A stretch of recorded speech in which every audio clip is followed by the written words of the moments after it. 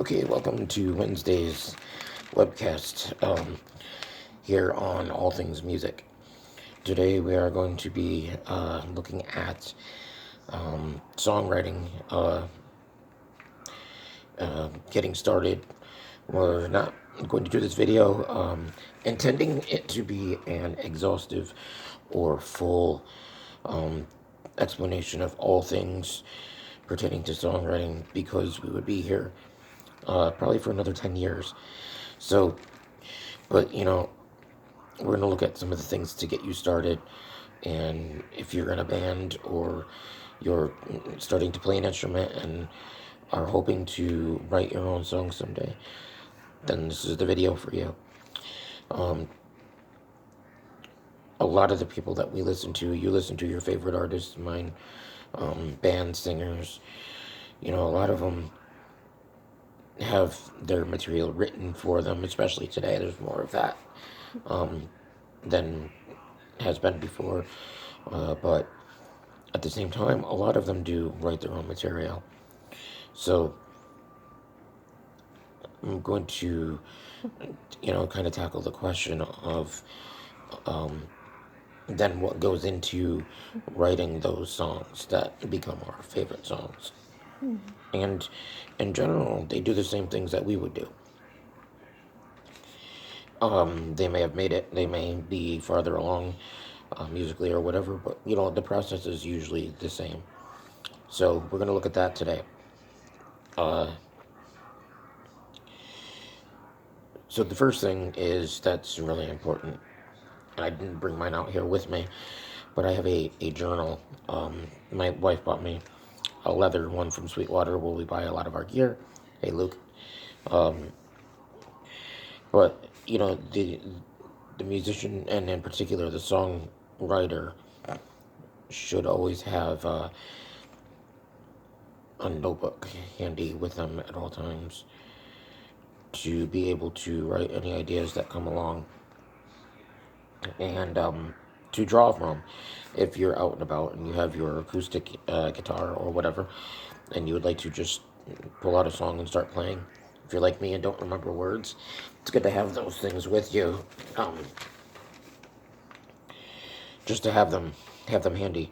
So a pen and a notebook are a musician's best friend. There's even pen groups on Facebook called Songbook because it really is a crucial instrument and tool in our handbag as musicians. So then we need to look at, in addition to all that, once you've got your book and you're deciding to sit down, we need to look at what the parts of a song are. And in general, it's comprised of two things. You have your lyrics and you have the melody, which we're going to talk about in a minute. And then in the songs, you also have the. Let me see here what I've got.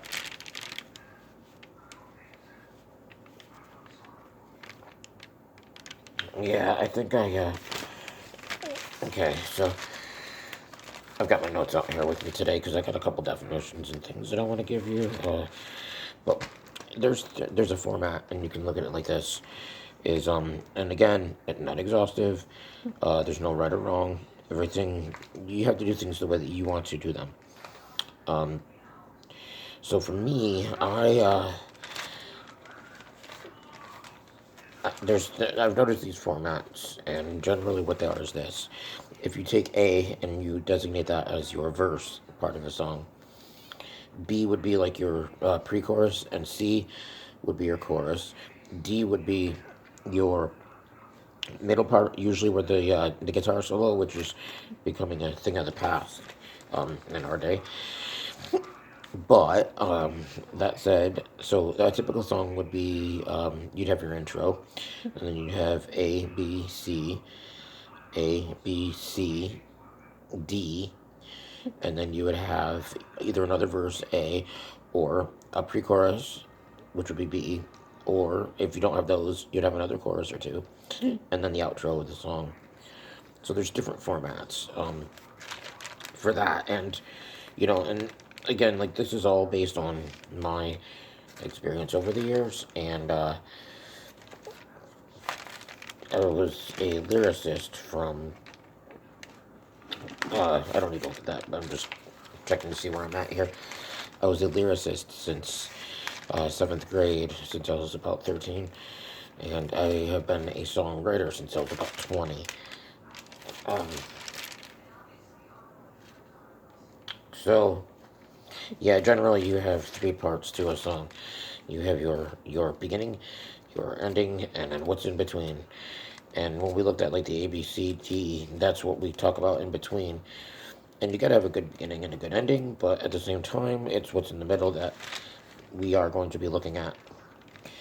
Um, Excuse me while I toss some of these notes to the side every so often, just so I can keep myself on task here. All right. So what goes in the middle is going to be everything.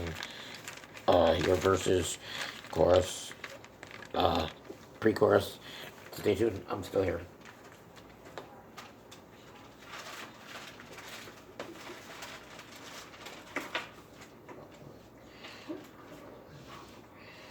Okay. So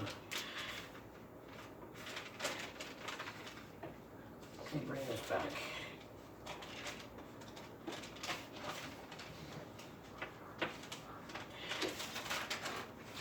Okay. So sorry about that. I just had to situate here and get myself organized. So, as an example, and there's just too many songs that for me to put them in this particular video, but I'll make mention of them as we go. Uh,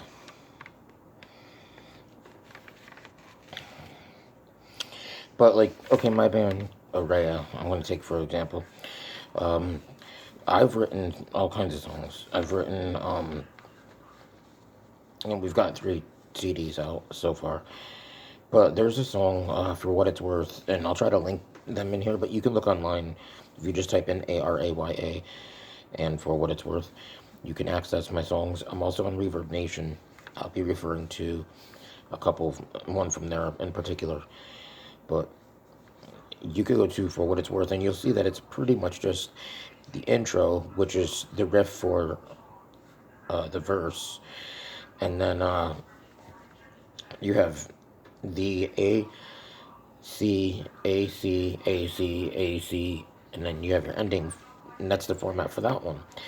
Whereas something like Gotta Get Back, which is one of the more popular ones, people really like that over the years. It's been a fan favorite. That one follows a, opens with the verse riff, and it's A, C, which would be the chorus, A, verse, C, chorus, and then there's a D part. We have a really cool guitar solo in that. You can check that on Reverb Nation, the Araya page on Reverb Nation, or the Facebook page. So, we've got all different kinds of things. And then I've written songs where the chorus is instrumental, where the verses are not. Like a song called Self Mutilation. It's not about what you think it is, by the way, the name of that. I do a lot of tongue in cheek, autobiographical. Just for that one, it was a certain couple people in my life were asking for my input, and then would trash me and put me down for giving my advice and feedback on things. So, For What It's Worth, Solace, and Self Mutilation are about that. So, we dig into the songs and we have the structure, but and then there's two other things that we need to think about, which is the lyrics and the melody. Now, melody is defined, and this is why I needed to get my notes here, as a sequence of single notes that are musically uh, satisfying. I like Webster's also, says it is a series of musical notes that are definite patterns of pitch and rhythm. Pretty good definitions. That's pretty much what it is. That's going to be your your feeling aspect of songs. Um, that's where you're going to get a lot of your emotion from, and then the lyrics on top of that will be um, important as well. But the music kind of sets the tone and the mood for the song. And different styles. People like country or classical or blues. Um, I put in the end of my thing here notes that my favorite is 80s. I love 80s, especially like hair metal and pop. But and new wave is a big one of mine. I love it. Feel free to put in the comments below, by the way, what your favorite is. I'd be interested to know what you guys listen to. Um, but yeah, so there's all different styles, and there's different ways of writing and different sounds and elements to songs that they they grow on us, and we come to like them for that. I like strings. I think one of the things with the '80s is it was very like synthesizer related, and it would be there's just a lot of like strings. One of my favorite songs of all time sounds strange, but Canon in D major by Pashable. Um, it's a classical piece, but it's a really emotionally driven piece for me. So I like stuff that kind of goes along those lines. Um, so you have to have a good melody to go with your lyric. Because you want something that's going to grab people. You want it to be memorable. I mentioned in my notes about a hook. You're going to want a hook. Because, and that's either a phrase or something musically that is catchy. Aerosmith, Walk This Way. You always know when that comes on. Um, that's what that is. So, again, there's no rules for any of this stuff, and also for what that melody has to be or what it has to contain. There's all different kinds. The Cure, Fascination Street is a good example of one that it's like one riff and one melody that plays. I call it looping. It plays over and over through the whole song. The verse, the chorus, it just plays over and over. Especially the bass line and the drums. But there's songs like that. A lot of Social Distortion has songs like that. Um,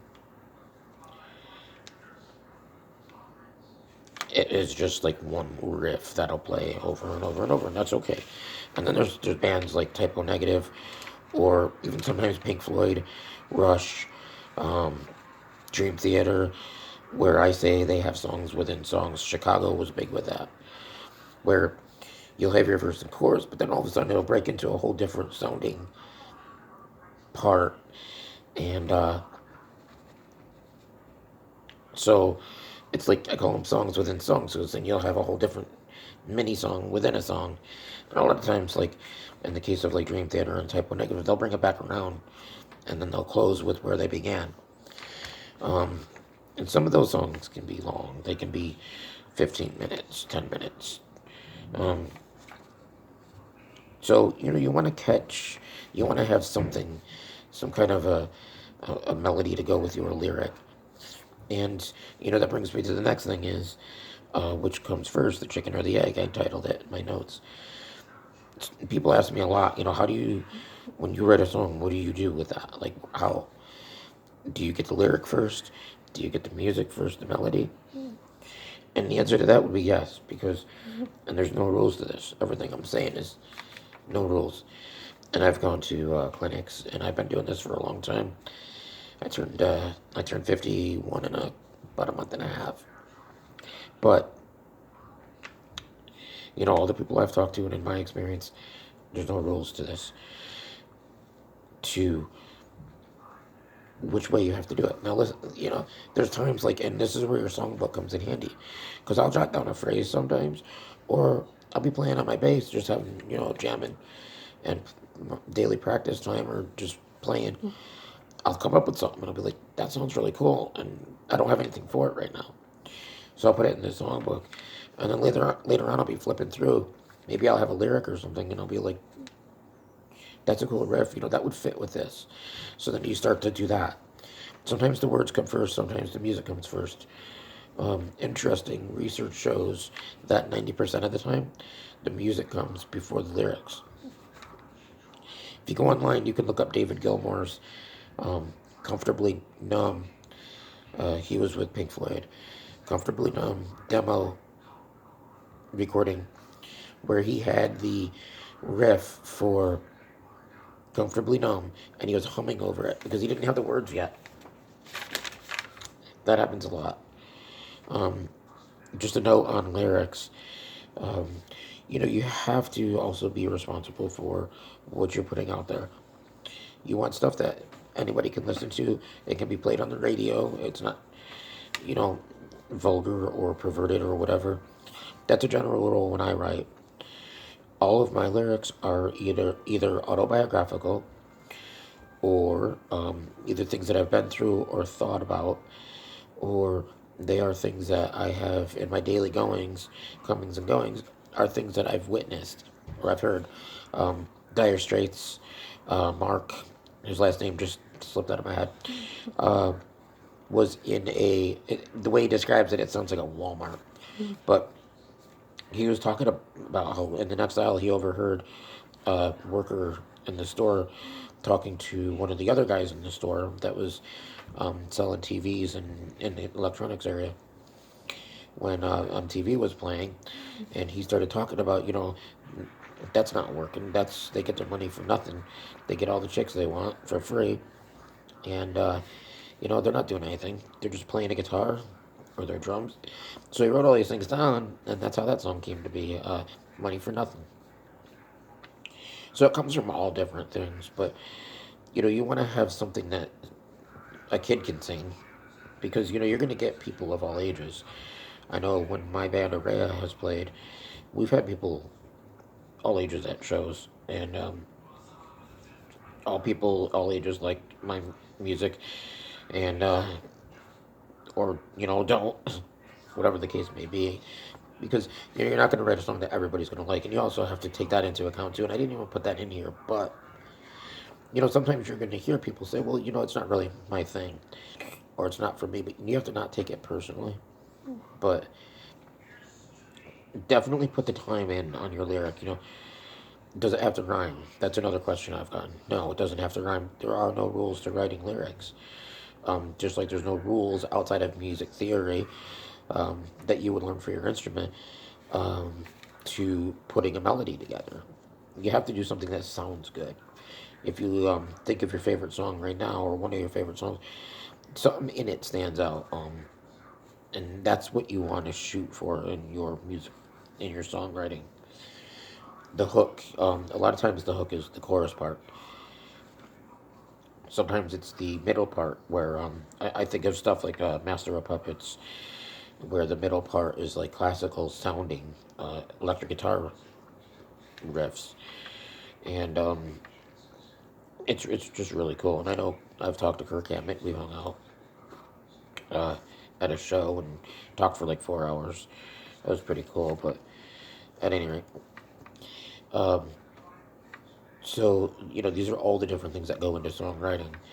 You want to decide what style you're going to want to play, what message you want to convey, and then put it together. And handpick. Maybe you'll have a riff first, and you need some words. Kind of hum it out, like I mentioned with David Gilmour, and see which direction you want it to go.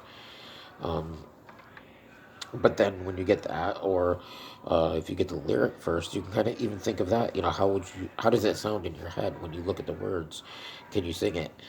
I know I had teachers in college that would say, sing our notes and the key terms and stuff in our books, and it'll help us to memorize them better. Check my time here, just to make sure we're doing all right. Yeah, I'm coming up on the end here, so I'm gonna probably let you guys go. But so have something good to say, and put it together, get your notebooks. Let me know if you guys have a notebook and how you lay it out. What kinds of things do you put in it? How do you organize it? And if you're getting a lot from these videos, let me know. And please subscribe, like, share any of the videos that you really like. And definitely come back, and I'll see you Saturday where we'll do a playthrough. My first playthrough on here. All right. So, God bless you guys, and thank you, and have a great day.